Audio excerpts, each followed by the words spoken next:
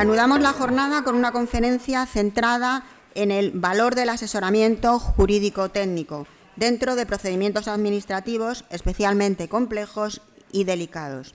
Presenta esta intervención doña Doris Begoña Silvera Morón, inspectora de Educación de Málaga, y contamos con la presencia de don Juan José Arévalo Jiménez, inspector de Educación, profesor colaborador del Máster de Inspección y Supervisión Educativa de la UNED y expresidente de la Asociación de Inspectores de Castilla-La Mancha. Le damos la bienvenida.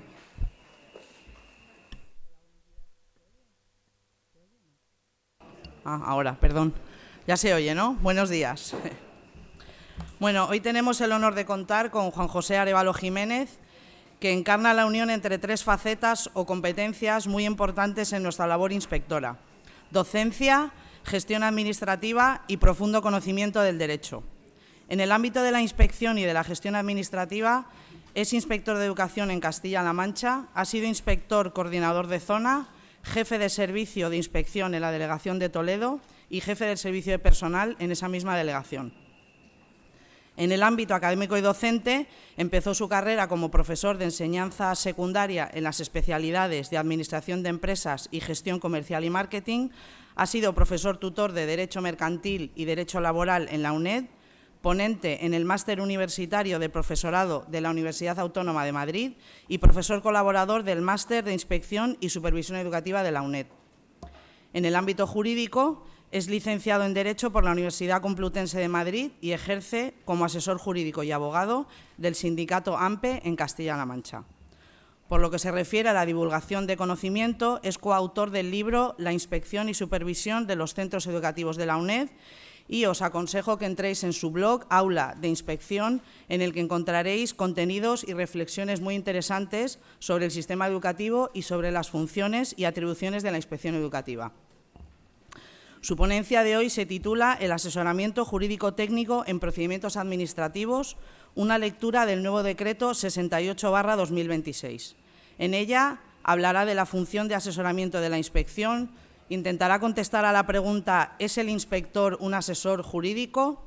Hablará de los nudos jurídicos a los que se enfrenta la inspección constantemente y de cómo se podrían resolver. Terminará con una serie de casos prácticos en los que se presentan situaciones jurídicamente complejas. Me ha pedido Juan José que, por favor, que las preguntas las dejemos al final para que le dé tiempo. Por si acaso alguna de las preguntas que os surgen las va contestando él a lo largo de la ponencia. Y ya, sin más preámbulos, pues para no quitarle tiempo a lo que importa, te cedo la palabra. Muchas gracias. Bueno,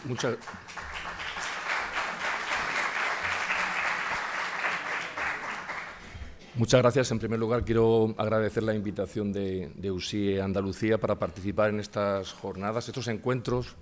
Me gusta mucho esa palabra, ¿no? Encuentros entre inspectores y entre profesionales de la educación, y que, sin lugar a dudas, creo y modestamente espero contribuir a que ayuden a facilitar el ejercicio de las actuaciones funcionales de la inspección ante lo que Ana, cuando me llamó, pues me planteaba, ¿no?, que era cómo resolver lo que ella definía como nudos jurídicos con los que nos enfrentamos constantemente, ¿no? Y realmente creo que la palabra es bastante acertada. En un sistema educativo como el nuestro, donde existe una inflación de normas, que lo vamos a ver ahora, donde digamos que coexisten tanto la jerarquía normativa como las distintas competencias en un sistema descentralizado, donde toman decisiones organizativas y curriculares tanto el Estado, las comunidades autónomas, como los propios centros educativos, convierte al sistema en especialmente complejo.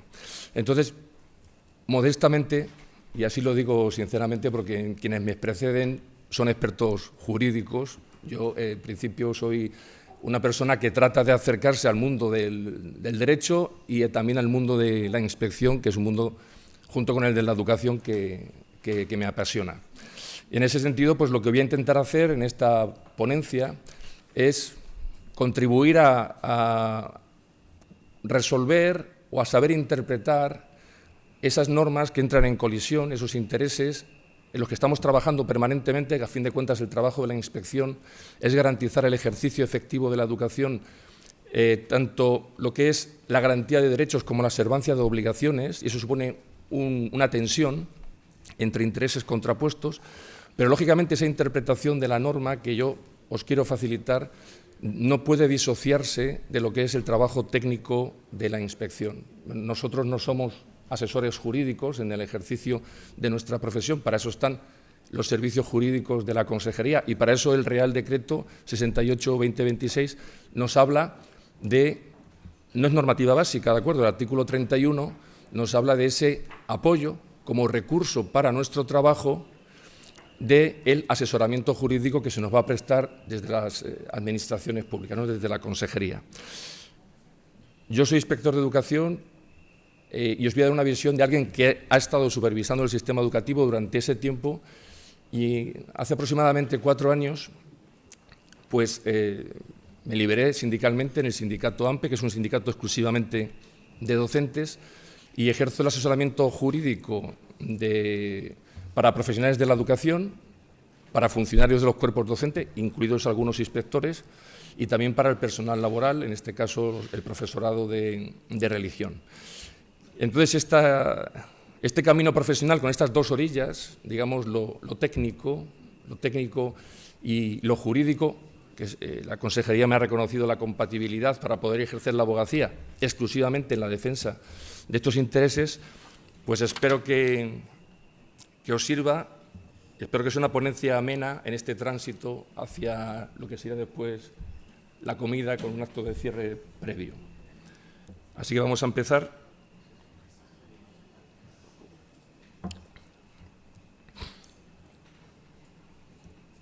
Como bien ha dicho Dori, voy a tratar una serie de cuestiones que me ha planteado Ana en nuestras conversaciones. Tengo que decir, se lo he dicho a ella, que me ha puesto mucha tarea. Luego me ha dicho, bueno, simplifica y elige alguna de ellas, pero yo soy muy disciplinado y he intentado hablar de casi todo lo que ella me ha pedido. Otra cosa es que sea capaz de condensarlo y ser claro en la exposición. Esa será, digamos, la segunda parte de la ponencia. Previamente, si me permitís, sí quiero hacer unas reflexiones sobre el sistema educativo, que a fin de cuentas es el origen de esos nudos jurídicos con los que acabamos trabajando en los centros y en las aulas. También hacer una reflexión sobre la identidad de la Inspección de Educación.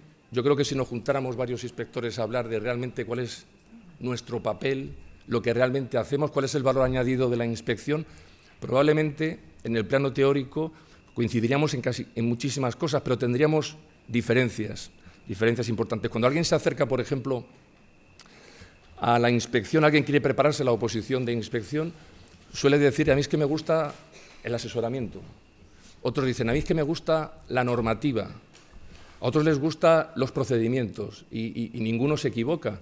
Pero creo que hay un error al no entender, y lo vamos a ver también ahora, que la inspección es una identidad profesional, un conjunto de funciones que se ejercen de manera indisociable, ¿no? Yo también quisiera hablar de esa identidad profesional tal y como está planteada en ese nuevo Real Decreto de Inspección.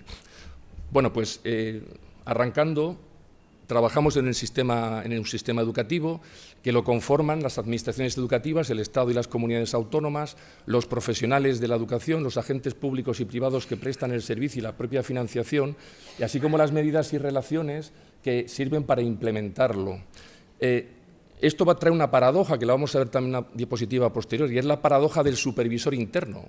Somos parte de la Administración y supervisamos la aplicación de la legalidad por la propia Administración. Y eso es un perfil muy claro, muy identitario de lo que es la Inspección de Educación. Este sistema educativo, que formalmente está definido en la LOE, sin embargo, estructuralmente, y es una opinión, para mí está debilitado en cuanto a su funcionamiento en la práctica. Fundamentalmente, e insisto, es mi opinión, porque tiene 3 fracturas. La primera es la inflación de las normas. Existe una inflación normativa, una cascada de normas permanentes. La política educativa se mueve más bien por ciclos electorales.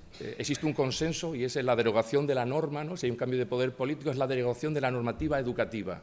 Y todo eso al final en cascada genera nuevos reales decretos, decretos autonómicos, órdenes, instrucciones que en muchas ocasiones no se limitan a clarificar un punto concreto, sino que a veces innovan normativa de rango superior.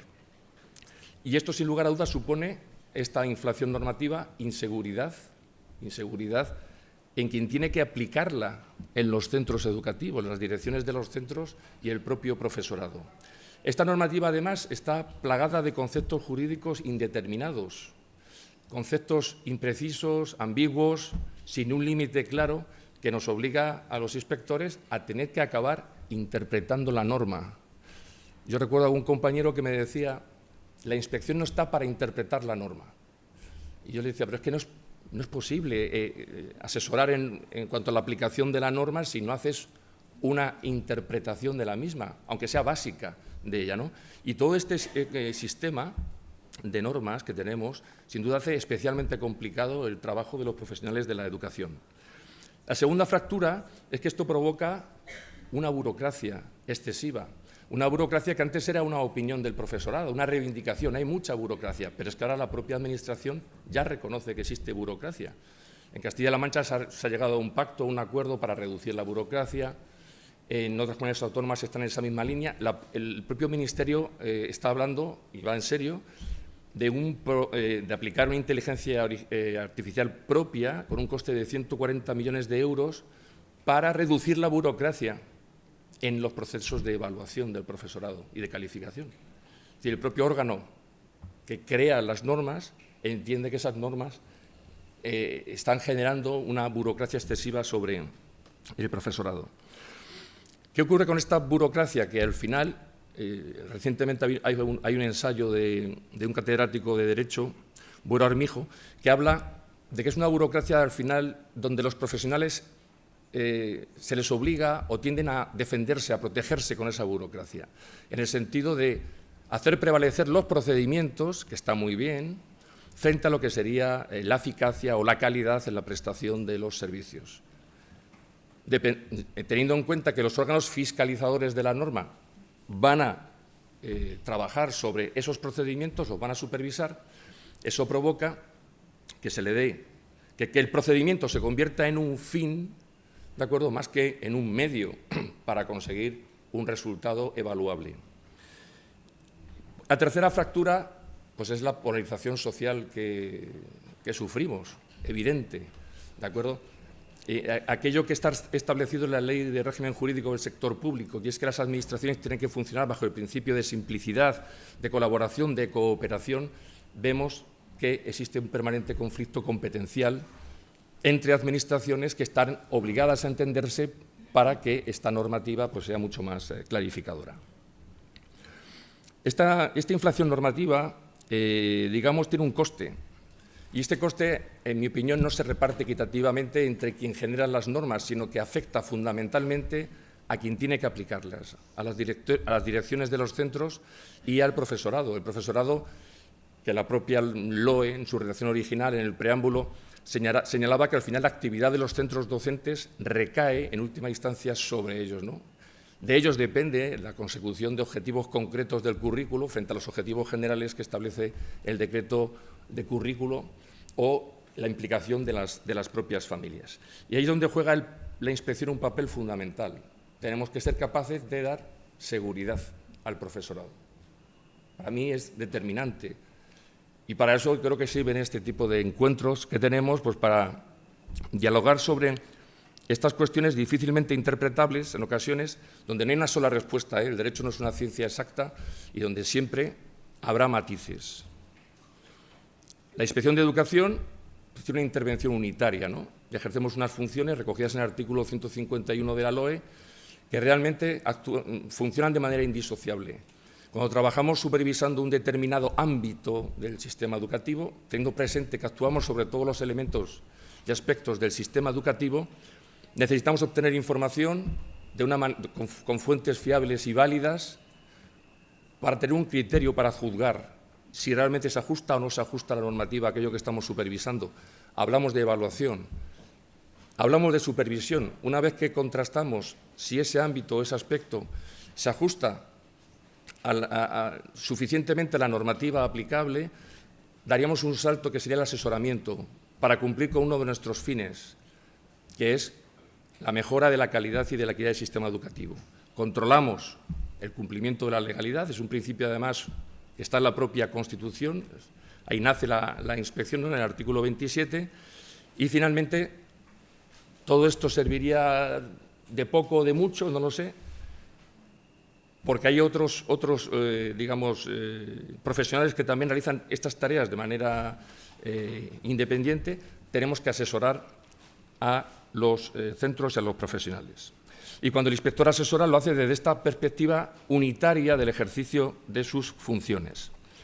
El Real Decreto 68/2026 hace una aportación, yo creo que interesante, en el anexo número 2, y es el perfil competencial de los inspectores e inspectoras de educación. Realmente es el perfil de alguien que ejerce un liderazgo en el sistema educativo. Hay competencias científicas, hay competencias de gestión y hay competencias personales. Yo he destacado 3, podría haber destacado 4. Tenemos que dominar la normativa educativa y curricular, pero lo que nos diferencia, en este caso, por ejemplo, de un asesor jurídico externo, es que tenemos que tener la capacidad para aplicar esa norma al contexto y las necesidades de los centros educativos. Eso es fundamental en nuestro trabajo. Somos un actor privilegiado porque visitamos los centros y visitamos las aulas y conocemos la realidad de la vida de los centros, y eso nos hace irreplicables por parte de otros profesionales. Y ahí está, digamos, una de las cualidades de la solución de situaciones problemáticas, que dependiendo del contexto y las necesidades que supone conocer el proyecto educativo de los centros, ¿no?, que a fin de cuentas refleja esa autonomía que va a tener, esa capacidad de decisión los centros educativos, pues tenemos que velar por el cumplimiento de la norma, velar porque cumpla el director de los centros con la norma, que es quien tiene que garantizarla. Si os fijáis, ahí en el artículo 132, a quien se señala como quien tiene que garantizar el cumplimiento es a la dirección de los centros, y nosotros velamos para que realmente ese cumplimiento esté garantizado. Tiene este doble sentido, un sentido material. La inspección, a la hora de valorar la normativa valorar los hechos, conforme a la normativa, algo que estamos haciendo por escrito en los informes, pero algo que hacemos permanentemente en el asesoramiento, articulamos lo normativo y lo técnico. Va unido. Interpretamos la norma, la conocemos, pero la contextualizamos, vemos su viabilidad organizativa y pedagógicamente, y hacemos en definitiva una traducción del lenguaje de la norma a lo que es la vida del centro. Por eso muchas veces cuando se dice es que un inspector me dice una cosa, otro inspector me dice otra, este inspector ha dicho en ese centro A y aquí está diciendo B, yo creo que forma parte, siempre respetando el principio de unidad de acción, forma parte de esa idiosincrasia diferente de ritmos que tienen los centros educativos y las comunidades educativas de cada uno de ellos. Y a su vez tenemos un segundo sentido en ese trabajo de la inspección y del asesoramiento, que es esa posición supracentro, esa posición de liderazgo dentro del sistema educativo. La dirección ejerce el liderazgo en los centros, nosotros lo ejercemos en el sistema educativo, que nos permite, pues, como os digo, ser capaces de transferir buenas prácticas, buenas aplicaciones de la norma en otros contextos similares, parecidos, trasladarlos al centro en cuestión, a nuestros centros de referencia, pues para mejorar su organización y funcionamiento. En definitiva, la inspección tiene que combinar una actuación que sea conforme a la normativa por parte de profesionales y de los centros educativos y también ejercerla con el criterio de oportunidad. Por eso, cuanto más conocimiento tengamos de la normativa, la inspección tiene un margen mucho más amplio de poder asesorar y de poder contribuir a que los centros, atendiendo a sus circunstancias, puedan acabar mejorando, que es de lo que se trata al final. Fijaros que la Administración, cuando hablamos de que está sometida a la ley y al derecho, sin lugar a dudas, pero ese mismo artículo de la Constitución, que es el artículo 103, menciona la palabra eficacia en cuanto al funcionamiento de la Administración.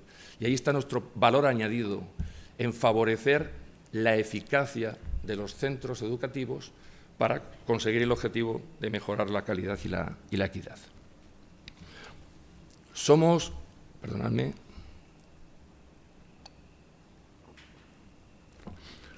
me planteaba Ana una cuestión que yo al principio pensaba que la tenía un poco superada, ¿no? Me decía que si al hacer los informes realmente hacemos una interpretación jurídica de la norma o nuestro papel como técnicos es hacer una valoración de la norma.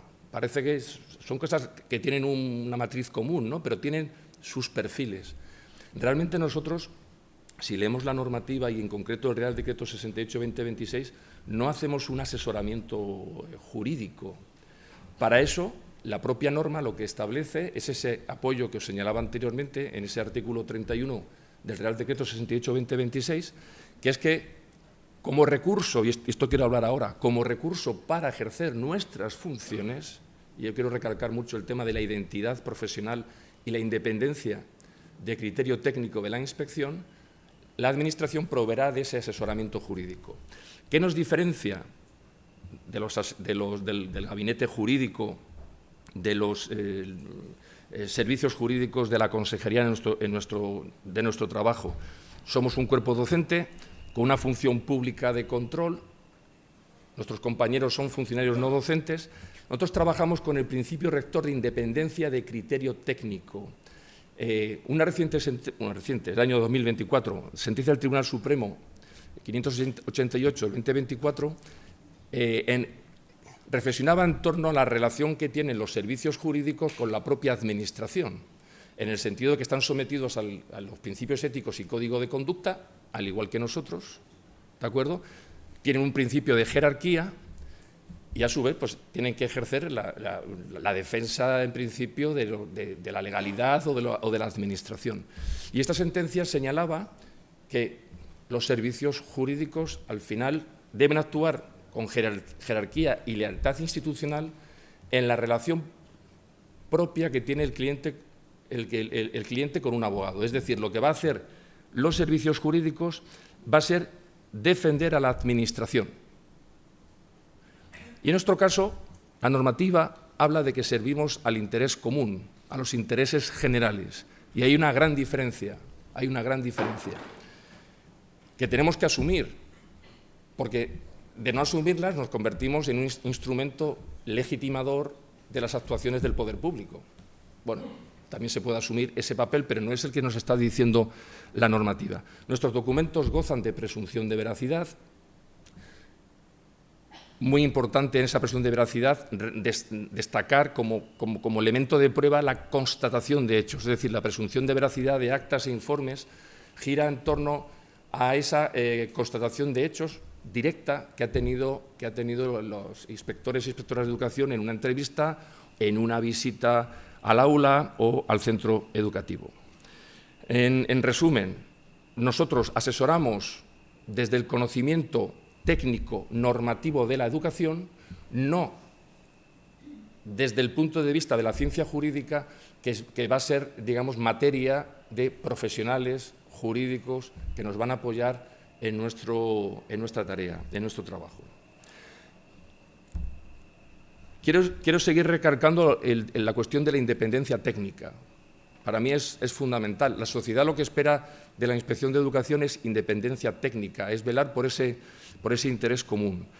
Yo cuando estaba en la inspección, yo fui jefe de inspección en Toledo y durante un mandato de 4 años, durante 3 años no tuve asesor en la delegación jurídicos, ¿no?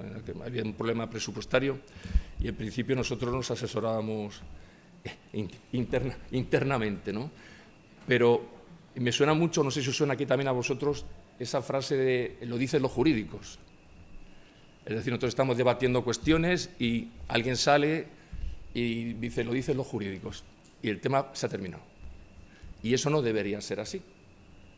No debería ser así. Es decir, los jurídicos tienen que hacer una valoración jurídica de unas determinadas cuestiones, pero nosotros tenemos que tener esa formación, aunque pueda ser básica, que nos permita tener y sustentar un criterio técnico, pedagógico, normativo, que permita defender, si los queremos defender, lógicamente, nuestros informes. Informes que deben ser tramitados y que, llegado el caso, nuestros superiores jerárquicos tienen la capacidad de hacer un informe contradictorio o de hacer una diligencia ante el informe. Pero yo creo que esto es muy importante. Además, fijaros la ubicación que tiene ese asesoramiento jurídico dentro de lo que es ese Real Decreto 68-2026, porque lo sitúan en el plano de los recursos técnicos, recursos que recibe la inspección para ejercer sus funciones. Y esto para mí también es muy importante, ¿no? El mantener esa independencia, y creo que es muy importante trasladar esa autoridad del conocimiento en nuestras actuaciones, ¿no? Y creo que, y vuelvo a decirlo, que este tipo de formación creo que contribuye a eso. En definitiva, y antes de ya terminar este primer apartado de lo que es la identidad del inspector o la inspectora, pues también citar una sentencia del Tribunal Supremo que hacía referencia un poco a lo que comentaba el señor magistrado anteriormente. Cuando se recibe un informe en un procedimiento judicial por parte de la Judicatura para valorarlo, esa sentencia viene a señalar que quien es parte, en principio, se presume que no es imparcial, salvo que dependa de un órgano que trabaje con cierta autonomía. Y ahí está la Inspección de Educación. Esa independencia técnica es lo que da un valor, un plus a los informes que tienen no solo presunción de veracidad por esos hechos constatados, sino también una presunción de objetividad. Entonces, en definitiva, lo que quería deciros es que vivimos la paradoja del supervisor interno.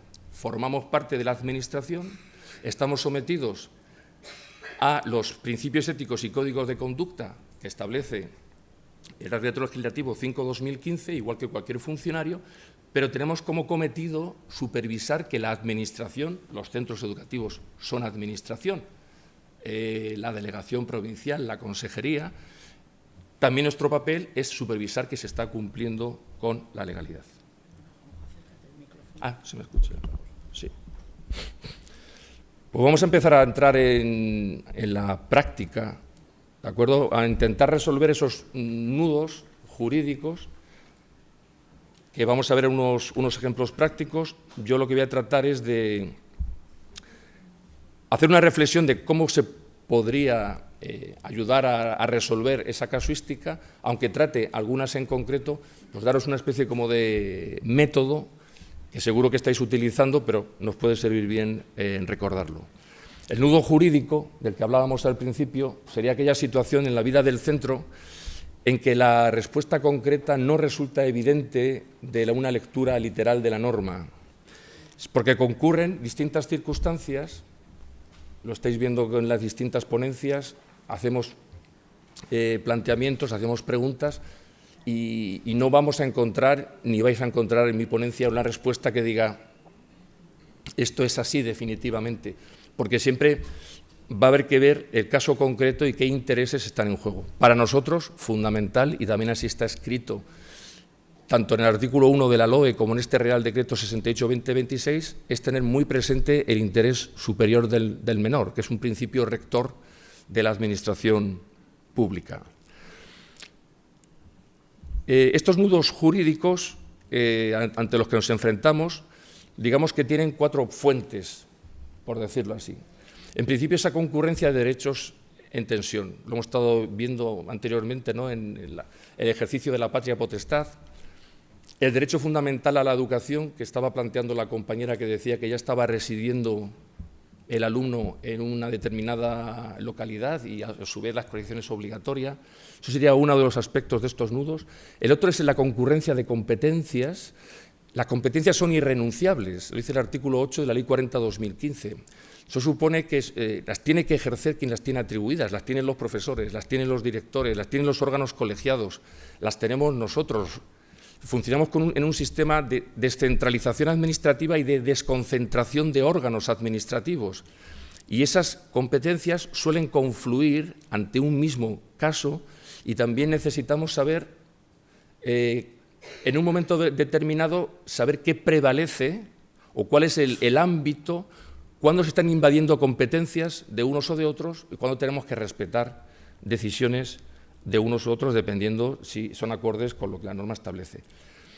Conceptos jurídicos indeterminados, interés superior del menor, bachillerato, la prueba de acceso a la universidad, hay que acreditar la madurez académica, la motivación tiene que ser suficiente, la libertad de cátedra, son conceptos que al final hay que interpretar y también una recomendación es acudir a la doctrina, a las sentencias, a la jurisprudencia del Tribunal Supremo, que, bueno, ha entrado en algunos asuntos, voy a hablar de uno de ellos que es muy complejo, como es el de la titulación de los alumnos con adaptación curricular significativa. Y al final es lo que nos da seguridad, ¿no? Lo que digan los órganos que tienen la capacidad de al final acabar resolviendo cuestiones jurídicas de esta índole. Y luego la inestabilidad regulatoria, ¿no?, que estamos padeciendo. Inflación de normas, disposiciones transitorias, donde no sabemos muy bien si se sigue aplicando lo anterior, si se aplica lo nuevo. Modificación de normas por leyes posteriores que después esa ley modificadora ha sido derogada. Ayer en la mesa planteaba una compañera, la representante de los directores, que por qué no la consejería cada vez que hace una norma, pues no la hace entera, prácticamente, ¿no? Para no tener que estar buscando. ¿Y qué ocurre después cuando esa norma, que ha sido modificada, resulta que la ley de modificación se deroga? Bueno, pues eso voy a daros una pincelada posteriormente de este tipo de situaciones. ¿Qué vamos a hacer como inspectores? Aquí está un poco la parte técnica, ¿no?, del asesoramiento. En primer lugar, pues constatar los hechos es muy importante y constatarlos de manera personal. Yo recuerdo, estando trabajando en la Inspección de Toledo, que el que era jefe de servicio nos comentó que el defensor del pueblo nos había tirado un poco de las orejas por un informe que habíamos hecho. Era una queja ante el defensor del pueblo, no recuerdo el asunto, no sé si era un caso de acoso o algo similar, eso fue hace muchos años. El inspector del centro levantó el teléfono, llamó al director, infórmame, cogió el informe el inspector y se lo pasó al inspector jefe para que lo tramitara diciendo lo que decía el director del centro. La respuesta del defensor del pueblo era que estaba pidiendo un informe a la inspección por la entidad que tiene dentro del sistema. Entonces, aquí es fundamental que nosotros tengamos una convicción de los hechos en la medida de lo posible. En segundo lugar, tendremos que identificar qué derechos están en tensión, qué competencias tienen atribuidas unos y otros, ¿de acuerdo? Si puedo encontrar, digamos, alguna referencia o reflexión en la normativa por interpretación analógica de otras normas similares o acudiendo, por ejemplo, a la jurisprudencia, pues para saber qué es exactamente o cómo se entiende ese concepto, digamos, que no aparece claro. Tenemos que interpretar después la norma. Ya os digo, no somos asesores jurídicos, pero sí que creo que debemos tener una base de conocimiento normativo. Yo creo que había que dedicar un tiempo en la formación permanente, y creo que USI lo está haciendo muy bien, con la Escuela Andaluza de Inspección, un tiempo de formación pues para consolidar esta base, aunque sea, digo, como la propia indica, una formación básica para ser capaz de interpretar la norma. Conocer, por ejemplo, que yo os lo voy a mencionar después, pues lo que dice el Código Civil sobre la interpretación y aplicación de la norma. Siempre he escuchado a los compañeros decir eso de la ignorancia de la ley no es excusa de su cumplimiento, ¿no? Pero junto a eso hay otros referentes en el Código Civil que son muy interesantes y son muy básicos y nos pueden ayudar a esta interpretación. Valorar conforme a la normativa, valorar esos hechos claros, bien identificados, y ser capaz de subsumirlos en la norma sobre la que tenemos que interpretarnos para finalmente señalar si se cumple o no se cumple con ella y hacer una propuesta viable, adecuada, que permita, digamos, resolver esa situación a través, como os digo, de la propuesta. Lo que os voy un poco señalando, yo creo que, y os animo a que un poco analicéis ese título preliminar del Código Civil, donde se habla de la interpretación del derecho y de su aplicación. La aplicación analógica, por ejemplo, yo recuerdo cuando no estaba regulado la reclamación de calificaciones de los alumnos de educación primaria, al menos en Castilla-La Mancha, no estuvo regulado un tiempo. Y entonces se decía que como no estaba regulado no se podían resolver las reclamaciones en primaria. Pero si te vas a la LODE te dice que todos los alumnos tienen los mismos derechos, simplemente ajustados al nivel en el que estén. Es decir, podríamos utilizar, adaptándolo, pues lo que establezca otra norma en reclamación de calificaciones, pues para ese ámbito donde hay una laguna, ¿no?, del derecho. Esa interpretación analógica no sirve, por ejemplo, en los procedimientos disciplinarios, donde la interpretación tiene que ser muy restrictiva. Bueno, pues aquí os pongo algunos ejemplos. El tema del fraude de ley, por ejemplo. ¿Tiene derecho la familia a acceder a la información pública? Pues claro que sí, y a pedir y a participar en el proceso de enseñanza y de aprendizaje. Pero cuando está haciendo un uso antisocial del mismo, una permanente reclamación, una tras otra, podríamos estar hablando de un abuso del derecho porque se está persiguiendo a lo mejor otro objetivo y se están invadiendo en algunas ocasiones la competencia del profesorado, su libertad de cátedra dentro de lo que es el proyecto educativo del centro, cuando lo que se quiere es decirle al profesor o a la profesora cómo tiene que dar una determinada clase. Muy importante también conocer algunos principios básicos del procedimiento administrativo, ¿no?, de la Ley 39/2015 y de la Ley 40/2015. Todos hemos escuchado aquello de que todo lo que no está prohibido está permitido, pero eso funciona en el ámbito de la autonomía de la voluntad en el ámbito privado, ¿no?, en el Código Civil, mercantil, pero en nuestro ámbito funciona el principio de legalidad. Solo podemos actuar y pueden actuar los funcionarios conforme a lo que establece la norma. El principio pro actione, creo que también es muy importante que lo conozca la Inspección de Educación, es el impulso de oficio de los procedimientos, la posibilidad de subsanación de solicitudes en procedimientos, por ejemplo, de admisión, donde la jurisprudencia va evolucionando cuando se van implantando los procedimientos telemáticos. Incluso cuando estamos pidiendo la justificación de una ausencia del profesorado y ese documento, esa justificación documental, pues no aparece hora de entrada y hora de salida para justificar el tiempo indispensable. Podemos también pedir la posibilidad de subsanar ese documento si hay posibilidad, ¿no? En la prohibición de la reformatio impeius, ¿qué quiere decir? Que si recibimos un recurso de alzada por una reclamación de notas, no puede verse perjudicado el ciudadano, el alumno, por ese recurso de alzada. Es decir, donde pido que me pongas me han puesto un 3 y ahora quiero un 5 o que me apruebes, pues ahora te llevas un 2 por haber hecho un recurso de alzada. Esos principios también creo que pueden ser relevantes. 4 errores, a mi modo de ver, que podemos cometer a la hora de resolver estos nudos jurídicos. La respuesta, cuando es la respuesta muy normativista, es decir, esto dice la norma, necesitamos ofrecer algo más, un plus. O sea, nosotros somos, en principio, se espera de nosotros esa capacidad lo ha dicho el inspector en el sentido de que ha hecho una interpretación de esa norma. La otra es expresar, en lugar de un asesoramiento jurídico-técnico, una opinión que puede ser personal o una opinión corporativa. También hay que tener cuidado con eso está proscrito en la propia legislación, dentro de los principios éticos y del Código de Conducta de los empleados públicos. También las respuestas que suponen que nosotros decidimos lo que hay que hacer en un momento determinado, ¿no?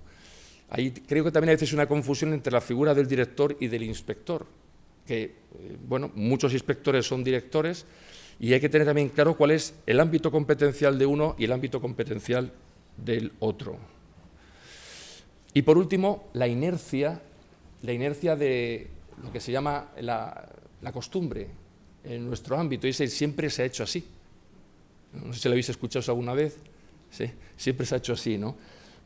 Pues sobre esto, en un blog jurídico que se analizaba esto, pues había una sentencia también que hacía referencia a respuestas de la Administración que se estaban dando porque esa era de alguna manera la respuesta pasada durante el tiempo, fruto de la costumbre, y en esa sentencia se viene a decir que no hay un interés general, como pueda ser, esta es la forma de actuar y de trabajar que hemos tenido durante años, que pueda, en principio, ser superior al cumplimiento de la norma. Vamos a pasar ya a ver esos nudos jurídicos y entonces, buscando un hilo conductor de situaciones que hemos ido hablando sobre ellas, pues ese hilo conductor para mí ha sido los principios de actuación de la inspección. Esos principios de actuación de la inspección que juntos con esos principios éticos y código de conducta que se establecen en los artículos 52, 53 y 54 del Real Decreto Legislativo 5/2015, también los tenemos propios y específicos, ¿no? La imparcialidad y la eficiencia en la consecución de los objetivos, profesionalidad e independencia de criterio técnico, el respeto a los derechos fundamentales y a las libertades, defensa del interés común, evitar cualquier conducta que pueda generar discriminación, transparencia en cuanto a las técnicas, instrumentos y fines de la inspección. El Real Decreto 68/2026 añade, salvo la cuestión de la protección de datos, ¿no? Salvo la confidencialidad de datos, y otro principio que es fundamental, siempre lo fue, ¿de acuerdo?, desde que se aprobó la Ley Orgánica de Protección Jurídica de la Infancia y de la Adolescencia, pero ahora se incluye en el artículo 1 de la LOE, que es garantizar el interés superior del menor.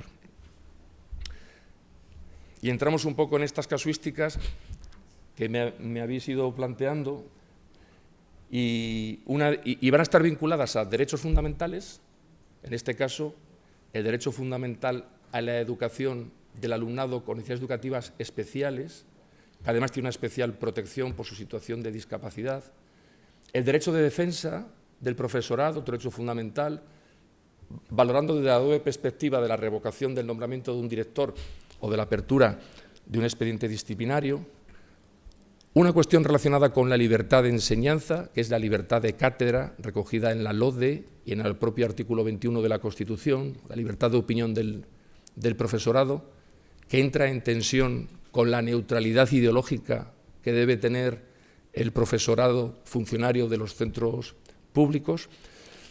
En relación con el interés superior del menor, la cuestión relativa pues, a una sentencia del Tribunal Constitucional que me parece muy interesante, que surge en Castilla-La Mancha el asunto y que, bueno, exactamente la de Castilla-La Mancha es en relación con necesidades educativas especiales.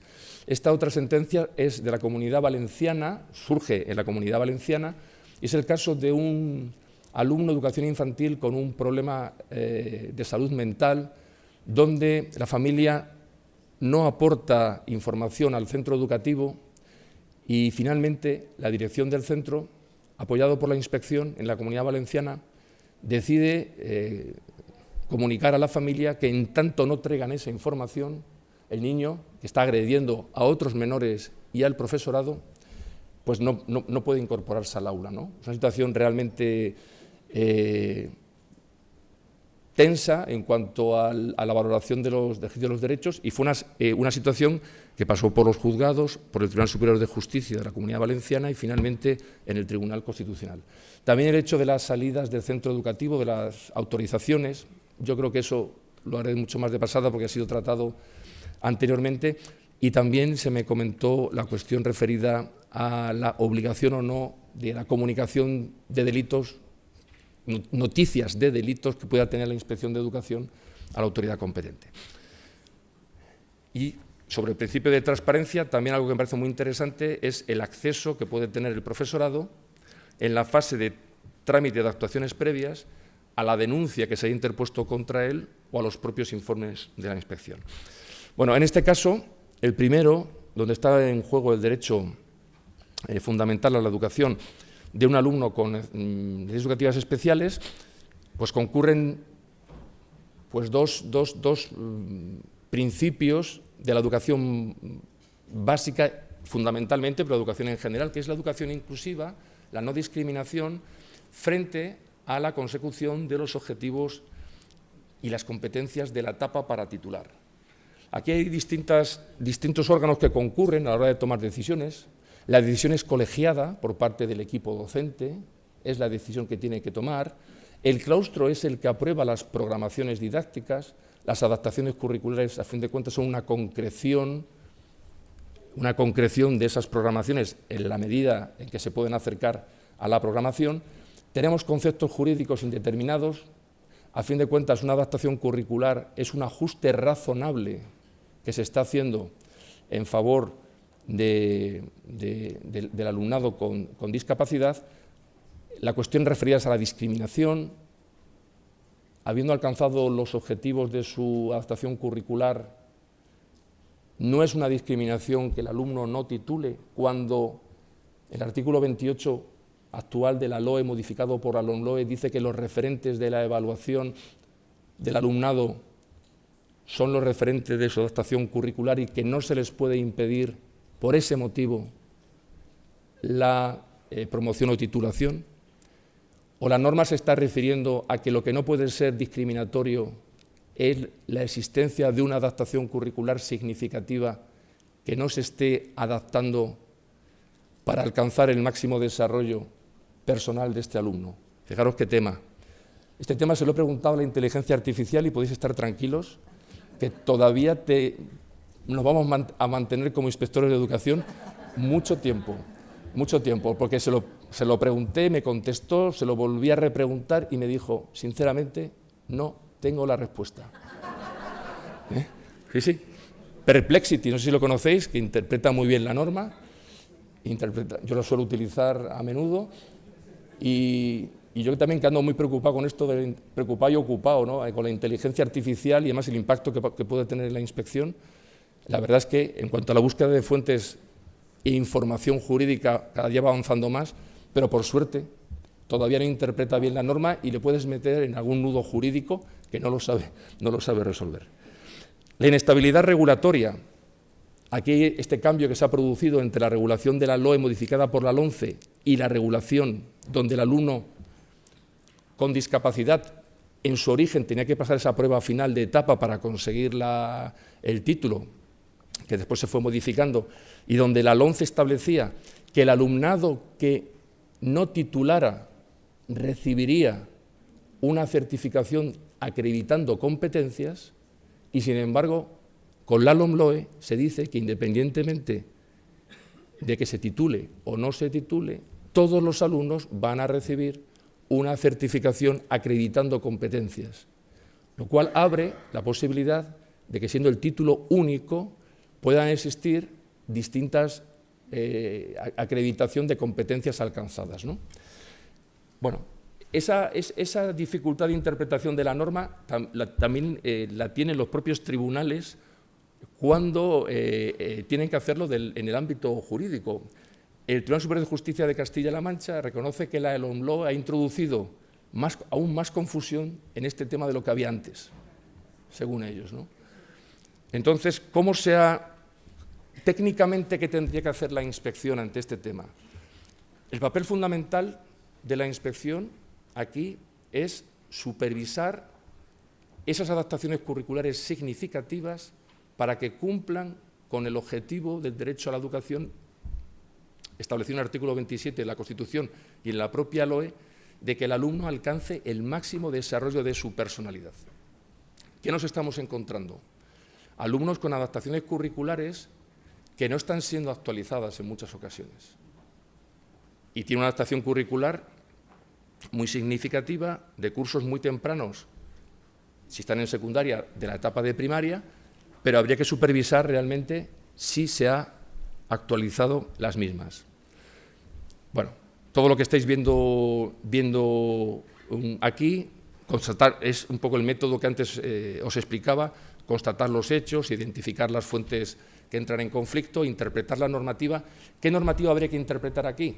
Pues como decía, el artículo 28, que dice que el referente de la evaluación, promoción y titulación son los criterios de esta adaptación curricular significativa, con el artículo 31, que anteriormente decía que había que alcanzar los objetivos y las competencias de la etapa, Y ahora dice, con la LOMLOE, sin perjuicio de lo que dice ese artículo 28, es decir, sin perjuicio de que los referentes para este alumnado serán las adaptaciones curriculares significativas. Bueno, pues aquí ha entrado el Tribunal Supremo. Este sí que es un caso de Castilla-La Mancha, y además es un caso que se inició en Ciudad Real, en un juzgado, pasó luego al Superior de Justicia de Albacete y llegó al Tribunal Supremo. El Tribunal Supremo lo que está interpretando en aquel momento es la LOE modificada por la LOMCE, porque cuando está interviniendo el Tribunal Supremo ya está en vigor la LOMLOE, pero el asunto viene de años atrás. Entonces, el Tribunal Supremo viene a decir que la adaptación curricular significativa no puede ser una discriminación para el alumno. La adaptación curricular significativa no supone que el alumno no tenga por qué titular, pero tampoco supone, según esa sentencia, que un ajuste razonable garantice la titulación en la etapa de educación secundaria obligatoria. No obstante, estas apreciaciones son obiter dicta, que quiere decir que el Tribunal Supremo en el año 23 dice que la LOMLOE tampoco ha cambiado este criterio, pero realmente no está interpretando la LOMLOE, y eso es muy importante de cara a nuevos procesos judiciales que se pudieran iniciar por familias, a ver cómo lo interpreta el Tribunal Supremo cuando llegue a ellos. Hay un estudio hecho por un bufete de abogados, Uría Menéndez, que han intervenido 6 abogados, y ellos vienen a señalar, y yo creo que no les falta razón, que tiene que prevalecer el favorecimiento de la obtención de titulación del alumnado siempre que tengamos la garantía de que el alumno con esa adaptación ha alcanzado el máximo desarrollo de su personalidad. Es decir, para no confundiros, en este momento la doctrina del Tribunal Supremo es que esa adaptación curricular no garantiza automáticamente la titulación. Es una decisión colegiada, tampoco la evita, pero en principio lo que el Tribunal Supremo entiende que si no se alcanzan los objetivos y las competencias, el objetivo de la etapa y las competencias establecidas, no existe la obligación de titular. A futuro, este despacho de abogados hace una interpretación que yo creo que tiene mucho interés, que viene a decir que hay un principio de legalidad de favorecimiento de la titulación del alumnado con discapacidad, siempre que esa adaptación curricular significativa haya alcanzado, permita acreditar que el alumno ha alcanzado el máximo desarrollo de su personalidad. Porque existe después, establecido por el propio legislador, la obligatoriedad de establecer la acreditación de las competencias alcanzadas. Y ahí se va a ver el alumno qué nivel tiene. Y esa fue una de las valoraciones que hizo el Ministerio Fiscal en esta sentencia del año 2023. Ahora mismo, como os digo, el criterio sería el que os estoy poniendo ahí. En principio no se garantiza un automatismo en la titulación, cumpliendo, digamos, con los criterios adaptados para este tipo de alumnado. Pero, no obstante, en nuestro caso tenemos que respetar la autonomía que tiene el centro. Nuestro papel es verificar que esas adaptaciones se están actualizando. Eso es algo muy importante. Es algo que tiene que ser prioritario, yo creo, para el trabajo de la inspección. Yo colaboro a veces con asociaciones, una asociación que es Plena Inclusión, fundamentalmente son madres que están ahí al pie del cañón con sus hijos, y esto es una reivindicación permanente, el hecho de que las adaptaciones curriculares no están avanzando, no se están actualizando para que el alumno siga progresando. Y es algo que realmente merece la pena hacer actuaciones respecto a esto. Tendremos que asesorar al centro educativo en relación con lo que dice la normativa, en relación con estas tendencias, con esa sentencia o esa doctrina del Tribunal Supremo que nos ayuda a interpretar esos conceptos jurídicos indeterminados y supervisar los procedimientos de reclamación. Este caso es algo más fácil. La revocación del director y del nombramiento de un director en combinación con lo que sería la posibilidad de apertura de un procedimiento disciplinario. Uno de los problemas también que tenemos en nuestro ámbito, en el sistema educativo,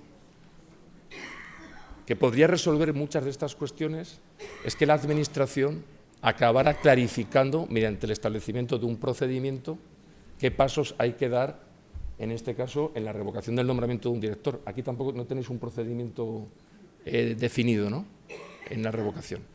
Lo mismo ocurriría con la cuestión anterior, es decir, si el consejero tiene competencias para desarrollar el decreto de currículo, podría también clarificar qué hacemos con el alumnado en las circunstancias que os he señalado, que tiene una adaptación significativa del currículo.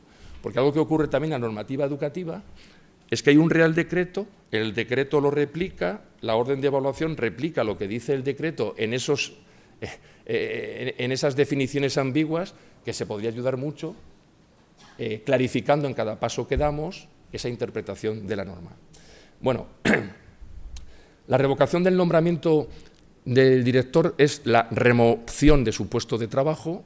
Esto ya estaba establecido en el Real Decreto del año 1995, de ingreso del personal funcionario y provisión de puestos, donde se señalaba la posibilidad de remover a aquellas personas que habían accedido mediante concurso a un puesto si en un momento determinado no se acreditaba la suficiente capacidad competencial o la competencia funcional para el ejercicio de la misma. ¿Cómo se resuelve esto en el caso de los directores? Una de las causas de cese, en el artículo 138 de la LOE, es la revocación del nombramiento, que puede ser bien una propuesta por parte del Consejo Escolar, bien de oficio por parte de la propia Administración o de la Inspección de Educación, y con el trámite preceptivo de oír al Consejo Escolar. Bueno, pues estamos ante un procedimiento que se llama contradictorio. Es un procedimiento pues, que está fundamentado en el procedimiento administrativo, valga la redundancia. El director pues, tiene todas las garantías que se le ofrecen a cualquier ciudadano en el artículo 13 de la Ley 39/2015, en cuanto a cómo relacionarse con la Administración, acudir asistido de asesor, de abogado, quien quisiera durante este procedimiento, del acceso a la información pública, por ejemplo, que está contemplado ahí, y luego, en la condición que tiene de interesado en el procedimiento, pues todos los derechos que se articulan en el artículo 53. Derecho a conocer el estado de la tramitación del procedimiento y, sobre todo, el derecho hacer alegaciones en cualquier momento del procedimiento, y siempre tendremos que darle el trámite de audiencia antes de resolver. ¿Cómo se articula esto? Ya os digo, el referente, la normativa supletoria sería utilizar el procedimiento administrativo. Por nuestra parte, el papel que ejercemos es fundamental porque nuestro informe va a tener esa presunción de veracidad y la carga de la prueba le corresponderá, en este caso, a la dirección del centro para, de alguna manera, desarticular aquello que estamos nosotros señalando en cuanto al incumplimiento grave de sus funciones. Utilizaríamos este procedimiento y no el disciplinario siempre que no hubiera culpabilidad, siempre que no hubiera dolo o culpa, porque esos son los elementos de carácter subjetivo que son necesarios para la exigencia de responsabilidad disciplinaria. Así está establecido en el artículo 28 de la Ley 40/2015. ¿Qué diferencia tenemos con el procedimiento disciplinario? Que en el procedimiento disciplinario, ahí sí que se articula el ejercicio fundamental del derecho de defensa. Es un procedimiento mucho más garantista, que ya conocéis, y ayer el compañero os habló de él, frente al procedimiento contradictorio, donde simplemente hay alegaciones y trámite de audiencia, y por nuestra parte propuesta para que el órgano competente, en nuestro caso, quien nombró al director, proceda a la revocación del nombramiento. Digamos que ahí estarían un poco las diferencias, ¿no? Lo que estamos valorando con el procedimiento contradictorio es la idoneidad del director para el ejercicio del cargo. Lo que estamos valorando en el expediente disciplinario es el dolo o la culpabilidad en el ejercicio de sus funciones. Y surge alguna cuestión más. ¿Se puede simultanear un procedimiento contradictorio de revocación con un procedimiento disciplinario? A ver, la revocación no es una sanción, en mi opinión, no confluye en el principio non bis in idem, es decir, siempre que los hechos sean diferentes se puede articular. Pero realmente hay que ver la naturaleza del incumplimiento grave por parte del directivo. Si se abre un expediente disciplinario, ¿eso supone que se le revoca el nombramiento al director? Es otra cuestión que nos podíamos plantear. ¿Cómo se va a mantener este director después de haberle abierto un procedimiento disciplinario? A ver, depende del tipo de sanción, no va a afectarle al puesto de trabajo del director. Pero es verdad que si, por ejemplo, se suspende una suspensión de empleo y sueldo de más de 6 meses, lleva aparejada la pérdida del puesto que estoy ocupando, el puesto de destino. No pierdo la condición de funcionario, para eso tienen que separarme del servicio o que haya una pena de inhabilitación. Pero sí pierdo el puesto de trabajo, que en el caso de los docentes tienen que volver a concursar, y aquí iba a ocurrir lo mismo. Libertad de cátedra y opinión en la enseñanza no universitaria. El artículo 27 garantiza el derecho a la educación, libertad de enseñanza. Y la libertad de enseñanza pues, aglutina toda una serie de libertades, la libertad de elección de centro por parte de las familias, la libertad de que sus hijos sean educados conforme a sus opciones religiosas, y también la libertad de cátedra del profesorado. Esta libertad de cátedra del profesorado, os pongo ahí pues, un ejemplo, pues, un profesor de geografía e historia que en un centro público pues, hace una interpretación crítica muy personal sobre la transición democrática, pues en principio sí que tiene reconocida esa libertad de cátedra, pero está mediatizada, y así lo dice la jurisprudencia del Tribunal Constitucional, en el sentido de que al final esa autonomía también la tiene asumida, esa libertad de enseñanza la tiene asumida el centro y la va a ejercer a través de los proyectos educativos, por ejemplo, a través de sus documentos programáticos.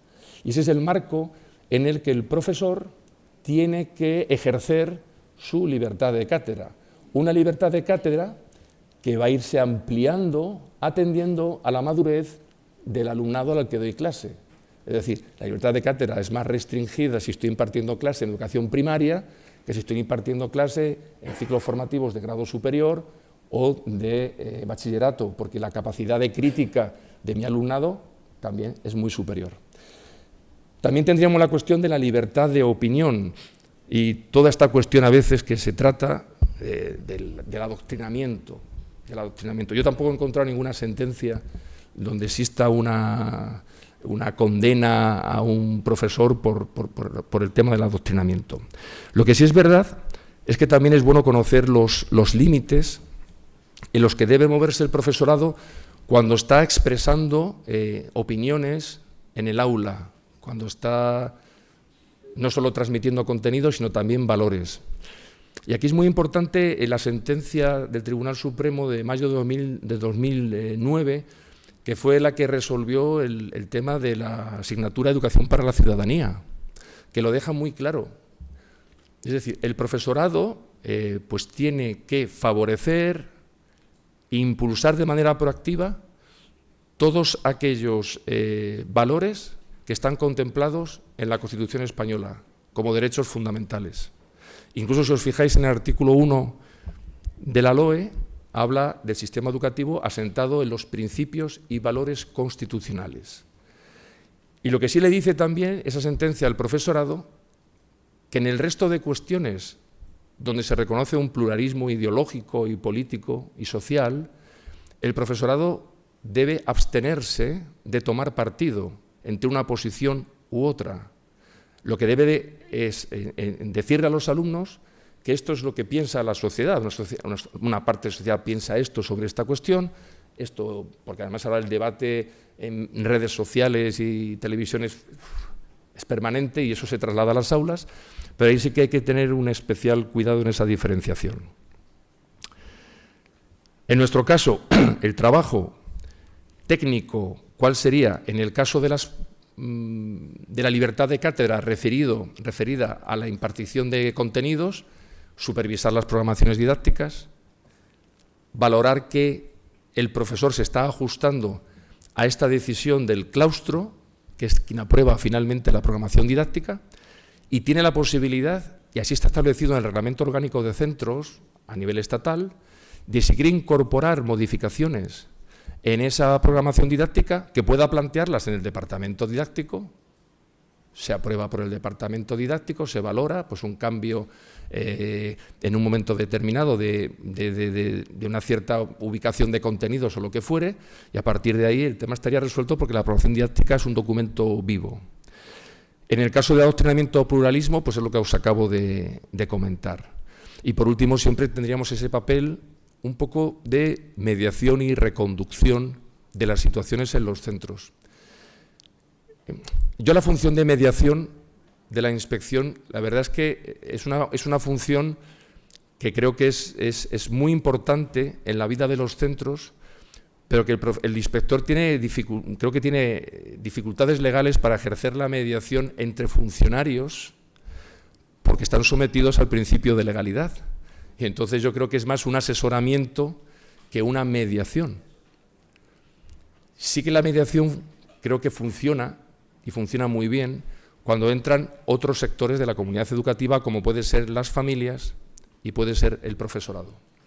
Y en ese sentido creo que una muy buena técnica en la mediación es que la comunidad educativa nos escuche como voz de la norma, con esa objetividad que nos da el puesto que ocupamos, el no tener una tendencia corporativista en un sentido o justo contraria de quien está ejerciendo a lo mejor la docencia, ¿no? Es decir, nosotros ubicarnos en el centro, hacer prevalecer siempre el interés superior del menor en nuestro asesoramiento, en esas peleas que pueda haber, discrepancias entre padres separados, padres divorciados o quien fuere. Nuestro objeto siempre va a ser, lo fundamental es preservar el interés superior del menor.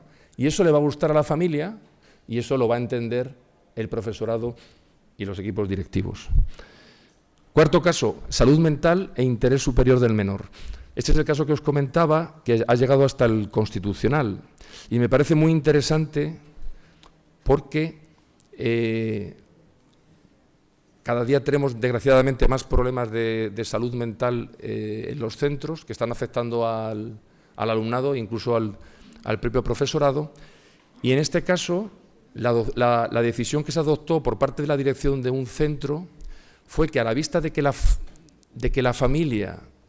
centro había agotado todas las medidas de inclusión educativa posibles, avaladas por la inspección, y de que la familia no colaboraba con el centro, aportándole información médica, y de que el menor tenía una actitud muy agresiva y estaba causando lesiones a sus compañeros y al resto del profesorado, finalmente la decisión que toma el Tribunal Constitucional es considerar que no se está tomando una decisión disciplinaria, que era la queja de los padres, es decir, se ha expulsado al menor sin darle ninguna garantía durante el procedimiento, pues para poder alegar y demás. Aquí lo que se dice, y se dice, ya digo, por los juzgados ordinarios, el Tribunal Superior de Justicia de la Comunidad Valenciana y el propio Tribunal Constitucional, es que el centro, y eso ahí está el papel de la inspección, ha acreditado que ha adoptado todas las medidas de inclusión educativa supervisadas por la Inspección de Educación y que no pueden prestar en condiciones de garantías una educación de calidad a ese menor si la familia, de calidad y de seguridad para el menor y sus compañeros y el profesorado, si la familia no colabora en el ejercicio de sus obligaciones, que también está en la LODE, el facilitar toda la información de las dificultades que tengan sus hijos. Y establece algo que para mí es una novedad, o algo, por lo menos para mí lo fue en su momento. Cuando pensamos en el interés superior del menor, a veces estamos pensando en el interés superior de un menor concreto. Pero el interés superior del menor es el del menor, el de los menores, que siguen siendo menores y están acompañando en el aula, e incluye el constitucional, el del profesorado. Porque el interés superior de los menores es tener un profesorado pues, que pueda atenderle en condiciones de seguridad y de bienestar emocional. En este caso ya os digo que había lesiones hacia el resto de compañeros y hacia el alumnado. Papel de la inspección aquí, pues dar ese aval técnico jurídico a una medida que es extraordinaria, que hay que evitar de todas, porque la escolarización, aunque era una etapa, este caso infantil, era voluntaria, pero la propia sentencia no da peso específicamente a la etapa voluntaria, sino que da peso a lo que sería ese interés superior del menor. La obligación del inspector de denunciar un delito es una cuestión que se me planteaba.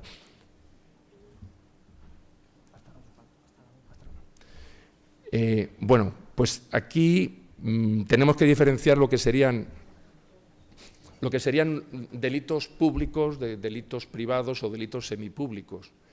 La Ley de Enjuiciamiento Criminal establece en el artículo 262 que, en concreto para nosotros, que cualquier persona que por razón de su cargo tenga noticia, nosotros no somos jueces, no somos la policía, que muchas veces nos planteamos qué tenemos que hacer nosotros ahora para averiguar si realmente hay... No tenemos que hacer nada para averiguar si hay un delito, no es nuestro papel. Se habla de noticia de la comisión de un delito, pues tiene que comunicarlo al Ministerio Fiscal o a la autoridad competente. Y ese mismo artículo dice, referido a los funcionarios, que también tendrán que ponerlo en conocimiento del superior jerárquico. Entonces, como os digo, hay delitos que son públicos, hay delitos que son privados y semipúblicos. Esta referencia de la Ley de Enjuiciamiento Criminal va referida fundamentalmente a los, así lo entiendo yo, a los delitos públicos. Un delito privado, por ejemplo, es el delito de injurias y calumnias. A mí un padre me dice algo, un compañero me dice algo, me insulta, y depende de mí, del ofendido, el que yo inicio no un procedimiento. No le puedo pedir a la inspección o a la administración pon a mi servicio a los jurídicos y denuncia a esta persona, ¿no? Porque eso tienes que ser tú el que haga ese planteamiento. Delitos públicos, como puedan ser un asesinato, un homicidio y demás, son los que tenemos todos la obligación de denunciar.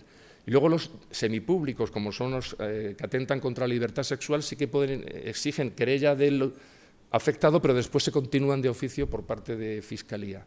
¿Qué ocurre en el caso de la inspección? Que tenemos la obligación prácticamente en todos los casos que tengamos noticia de la comisión de un delito, de comunicarlo, porque independientemente, bueno, hablo de menores, no hablo de profesorado y demás, independientemente de que el delito sea público o semipúblico, la propia Ley Orgánica de Protección de la Violencia frente a la infancia y de la adolescencia habla de las personas que por razón de nuestro cargo estamos con los menores, de ese deber cualificado de comunicación de la existencia de un delito. Entonces, yo entiendo que sí tenemos esa obligación de hacerlo. Si tenemos la certeza de que ya lo ha hecho la dirección del centro, pues bueno, podemos tener esa tranquilidad, pero tenemos que tener una cierta certeza de que eso ha ocurrido, porque en muchos casos estamos presumiendo que alguien lo está haciendo y a lo mejor no se ha puesto en conocimiento de la autoridad competente y tenemos desprotegido a un menor. Bueno, esto es lo que os acabo de explicar. Autorizaciones de salida del alumnado del centro. Esta es una cuestión también problemática. Bien, los padres ejercen la patria potestad y la guardia y custodia de sus hijos e hijas. Y esta guardia y custodia es transferida a los centros educativos en el momento en que son escolarizados y asisten a las clases. Entonces, aquí hay un ámbito que es temporal y un ámbito que es espacial. Es decir, el ámbito temporal es durante qué tiempo asume el centro educativo esa guardia y custodia de los menores? Pues desde que se desarrolla toda la actividad educativa, incluyendo no solamente la jornada lectiva, sino si hay unos servicios educativos previos, comedor escolar, transporte escolar, ahí también, digamos, que la Administración está asumiendo la responsabilidad de protección de esos menores. También es muy importante, y así algunas sentencias lo citan, en cuanto al ámbito temporal y espacial, es decir, hasta dónde se extiende esa obligación, es que si las familias se les ha dado la confianza de que los niños, pues antes de entrar están en el patio de recreo del centro educativo o a la salida van a estar también un tiempo solos, esa también creencia o presunción de que están bajo la salvaguarda de la Administración o de un centro concertado, también hay que tenerla en cuenta de cara a la responsabilidad que se pueda asumir. Ahí tenéis un poco las 4 fuentes del nudo jurídico, que os dejo las diapositivas y no entro en ellas, ¿no? Estaría por un lado la responsabilidad parental y por otro lado estaría la responsabilidad de la Administración. A la hora de identificar o interpretar la normativa aplicable, habría que diferenciar en si estamos ante un centro privado concertado. Como bien sabéis, el servicio público de la educación se presta en los centros privados concertados y en los centros públicos. El Código Civil, en concreto el artículo 1903 del Código Civil, hace referencia a la responsabilidad de los titulares de este tipo de centros, que en principio tendría una responsabilidad que se llama cuasi objetiva, es decir, salvo que se acredite que se ha actuado con la debida diligencia de un buen padre de familia, así está escrito, en principio el centro lo que va a tener que hacer es demostrar que ha aplicado esa diligencia para exonerarse de las lesiones o daños que hayan sufrido los menores en esos tiempos de los que hablábamos. De cara a la Administración, a los centros públicos, yo entiendo que se aplicaría esta norma con carácter subsidiario, pero la norma que se aplica es la referida a la responsabilidad patrimonial, que está recogida en los artículos 32 y siguientes de la Ley 40/2015. La Administración responde por el funcionamiento normal y anormal de la Administración, siempre que no tenga el ciudadano que soportar unos determinados daños y siempre que esos daños sean evaluables económicamente y que no sean provocados por una causa de fuerza mayor. Pero esa responsabilidad como tal existe. Entonces, de cara a la autorización, a la salida de los centros, pues es un tema complejo también, depende del contexto en el que nos situemos. No es lo mismo pues un colegio rural, donde hay niños que se manejan con tranquilidad y salen del colegio de primaria y se van a su casa, pues que de un instituto que existen otro tipo de riesgos o peligros. Siempre lo que vamos a tener que exigir, en ningún caso entiendo que puede haber una autorización general para ausentarse durante la jornada escolar. Puede haber una autorización excepcional, por ejemplo, en el caso de alumnos de bachillerato para estar en el momento del recreo, pero siempre autorización por parte de los padres, ¿de acuerdo? Lo que dice la jurisprudencia del Tribunal Supremo es que el centro se responsabiliza hasta la salida ordenada, desde la entrada a la salida ordenada del centro educativo. Esa salida ordenada es cuando ponemos a disposición de padre, madre o persona autorizada el niño o la niña, y a partir de ese momento la responsabilidad sería de la familia que habría autorizado. Dicho eso, y esta es mi opinión, una opinión, yo entiendo que si una familia ha autorizado que un niño de determinada edad, de determinadas características, que tiene que transitar por espacios que puedan tener cierto peligro, yo creo que el centro siempre debe estar muy atento a si esa autorización garantiza ese interés superior del menor a la hora de asumirla pacíficamente o adoptar las medidas que correspondan si consideramos que el menor puede asumir un riesgo. Pero es verdad que el Tribunal Supremo habla de que a partir de ese momento la responsabilidad le correspondería a las familias. Os dejo ya algunas sentencias del Tribunal Supremo sobre esta cuestión. Que bien se me escucha ahora, ¿eh? Llevo aquí todo el rato sin acercarme. Me quedan 8 minutos. Bueno, pues transparencia y derecho de acceso del afectado. Recuerdo un compañero que próximo a la jubilación me decía, Juanjo, ¿esto que hacemos los inspectores antes del procedimiento administrativo, ¿esto es procedimiento administrativo? Y la verdad es que no sabía muy bien lo que contestarle, y esto ha ido evolucionando con la jurisprudencia. Se estaba refiriendo al trámite de actuaciones previas, ese momento donde la Inspección de Educación pues tiene que valorar la apertura o no de un determinado procedimiento administrativo.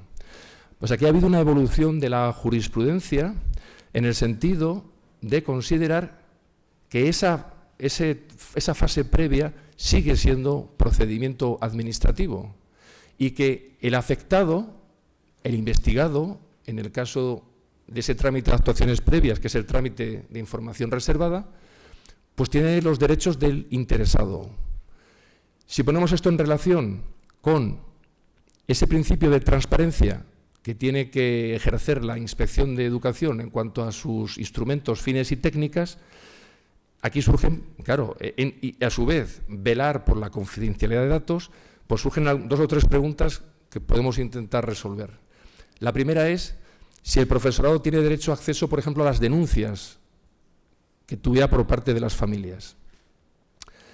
Denuncias que a su vez ya tiene el centro educativo, es una información que tiene el centro, que tiene la administración. Aquí se pueden establecer, el criterio general es el del acceso a la información pública. Hay situaciones en las que se limita parcialmente el acceso y hay situaciones que debidamente motivadas y durante el tiempo que estén justificadas impiden al ciudadano el acceso a determinada información. Y una de esas causas es si la entrega de la documentación pues puede afectar a los procesos de inspección o de vigilancia. Es decir, si en un momento determinado estamos trabajando en un asunto y entregar determinada documentación puede afectar en sí al procedimiento, podríamos negar el derecho de acceso, pero durante el tiempo en el que se está realizando la investigación. ¿Qué ocurre después? Después eso se puede archivar o puede continuar, imaginaros, en un procedimiento disciplinario. Queda claro que si continúa un procedimiento disciplinario va a tener acceso para poder ejercer su derecho de defensa a esas denuncias. Pero ¿qué ocurre si se archiva? Muchas veces la respuesta es no hay asunto. Y la persona dice, no, pero yo quiero saber lo que se ha dicho de mí. El Tribunal Supremo reconoce que se tiene derecho de acceso a esa información una vez que ya no se puede alegar que puede influir sobre una investigación. En definitiva, también en cuanto a los informes de inspección, señalar que ocurriría algo muy parecido. También tendría un derecho de acceso. Es información pública. No se puede calificar nuestros informes que tienen presunción de veracidad, presunción de objetividad, una propuesta que la acompaña, como una nota, un borrador, algo auxiliar que pudiéramos negar el acceso a los mismos. Se puede limitar el acceso, esa limitación también va a ser temporal. Un tema también controvertido es el del acceso de las familias al protocolo de acoso escolar. Aquí hay que ir a la normativa específica de cada comunidad autónoma, pero también funcionaría la Ley 19/2013 de Transparencia y Buen Gobierno, como un derecho que tienen cualquier ciudadano, así lo dice el artículo 13 de la Ley 39/2015, y por supuesto los interesados, es decir, la familia del presunto acosado y la familia del presunto acosador. Por analogía, se puede negar el acceso a estos protocolos si darles publicidad puede perjudicar a los menores implicados o el propio procedimiento. Y a partir de, digamos, de que esta situación ya no se mantenga, la normativa establece ciertas limitaciones cuando hay protección de datos. Establece que existe una serie de datos muy cualificados donde tiene que haber consentimiento por parte del titular de los mismos, y luego establece la ponderación de intereses en juego cuando esos documentos tienen datos de menores. Entonces, aquí creo que hay que saber conjugar y ponderar la información que se le puede dar a las familias, disociando datos que en un momento determinado pueden ser de los menores. En ningún caso se puede hacer referencia a la situación médica de los menores, dar información sobre eso, pero sí que tanto la familia del acosado tenga conocimiento de que se ha abierto el protocolo, de qué medidas de protección se han adoptado, de la propia identidad del agresor, y también hay que pensar en la familia del presunto acosador, que muchas veces se archivan estos procedimientos y es una familia que también sufre durante el mismo, pues también tiene derecho a saber que se ha activado el protocolo, qué medidas o qué hechos se le imputan, qué medidas correctoras, si se ha derivado o no a Fiscalía y, llegado el caso, a tener información de cómo se ha actuado con ese protocolo, disociando, como os digo, los datos que puedan ser necesarios para proteger a los menores y a sus intereses. Estoy terminando y voy a llegar muy bien de tiempo. Hemos hablado de la identidad de la inspección, de esa independencia técnica que tenemos que cuidar, y para eso es fundamental, pues yo creo que la formación.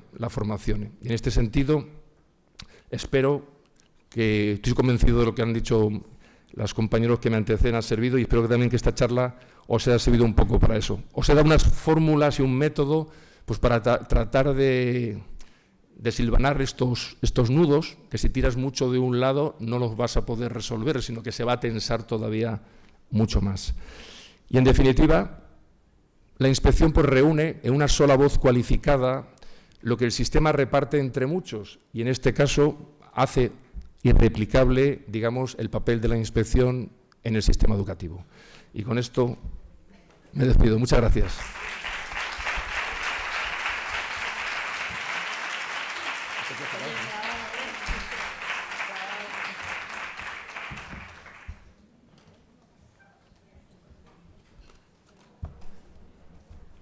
Si quieren hacer alguna pregunta, tenemos unos 5 minutillos.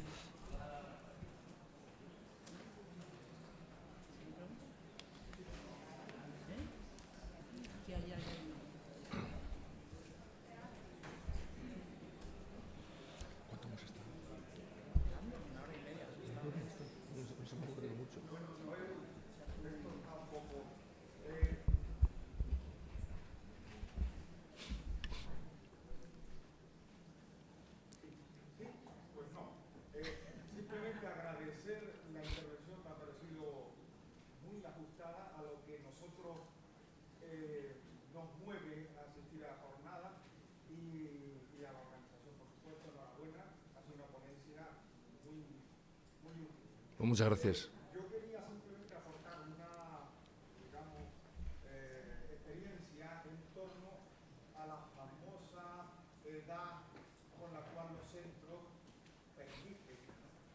Se dan unas paradojas tremendas, como por ejemplo un colegio con un comedor en el que los niños obviamente dependen de que si los padres o no los recogen. Ahora, un instituto que queda frente abre la puerta, autorizan al alumnado del instituto a acceder a ese comedor. Esos alumnos que salen libremente por la puerta, menores, el director del colegio dice, oye, ¿y no tendría yo que obligar a que los padres los trajeran y los recogieran? Son menores. En el instituto, lo que pasa es que, bueno, que tiene una madurez, entiendo que tiene otras en efecto. Exactamente. Sí, entonces, es interpretable, ¿no? Todo. Sí. Y otra que no es tan interpretable, y es una sentencia a la que accedí hace un tiempo, no recuerdo ya, pero sí que me impactó por el contenido de la sentencia, y fue precisamente de lo que estamos hablando, de lo que se ha hablado. Se autoriza la salida de un menor del centro, hay un accidente, es atropellado el niño, la familia, que en principio había autorizado, asesorada por, me imagino que por sus aseguradoras, etcétera, pide que se proceda en contra del centro, y la sentencia dice que el centro no es responsable con la autorización de la familia. El centro, digamos que arbitró la salida del menor por, en fin, que se fuera para su casa y demás. Y es muy interesante lo que ponía el juez. Dice, cualquier adulto, desde que el menor salga a la calle, cualquier adulto es protector del menor. Recuerdo en ese aspecto Japón, donde los niños salen y todos la familia que no son directas se ocupan de la seguridad de los menores y demás. Y el juez falló a favor del centro, diciendo que no se podía responsabilizar al centro cuando se ha autorizado la salida del menor y que el hecho de que le hubiera ocurrido algo al niño podríamos culpabilizar a cualquier persona que transitara adulto y que no hubiera protegido al menor de ese accidente. El tema de la responsabilidad patrimonial de la Administración siempre exige acudir al caso concreto, porque lo que se le exige a los centros es que adopten las medidas previsibles para evitar un daño o una lesión a los menores. Por ejemplo, el centro tiene las puertas cerradas, un menor coge, salta la valla, se escapa, se pega un golpe, una lesión gravísima. El juez en ese caso dice que no hay ninguna responsabilidad por parte del centro educativo. No va a salir un profesor detrás de él, un vigilante, y agarrarle. Hombre, si pudiera lo haría, ¿no? Entonces, siempre hay que delimitar exactamente en esa transferencia de la guardia y custodia. Hay una presunción de acreditación de esa responsabilidad, de esas garantías hacia el alumnado por parte del equipo directivo, pero al final, si tiene una autorización, como es ese caso, entiendo, hecha por la familia y sale y se produce fuera, ahí se transfiere, entiendo, que la responsabilidad a esas familias que lo han autorizado. Gracias.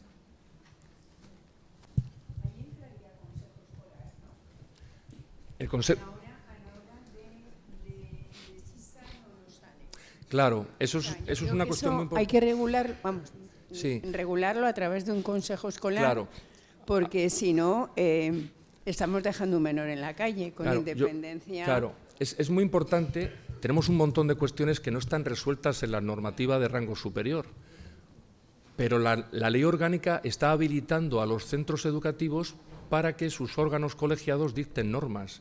El artículo 120 de la LOE, que reconoce la autonomía de los centros y la elaboración de documentos programáticos. Y luego nos vamos a los artículos siguientes y dice cuáles son las competencias de esa concreción de la autonomía del centro por parte del claustro y consejo escolar. Por eso, cualquier norma, en este caso de este tipo organizativo, tiene que pasar por el consejo escolar donde están las familias. Claro, es que es una manera de garantizar, ¿no? Totalmente.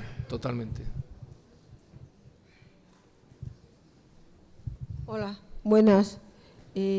Todo el tiempo, en toda su intervención, ha sido un concepto recurrente.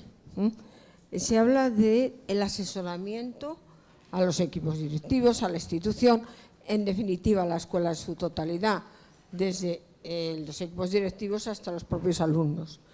Los propios compañeros repiten de manera continua la labor de asesoramiento que pasa por pasar días enteros siendo psicólogo porque estás de guardia.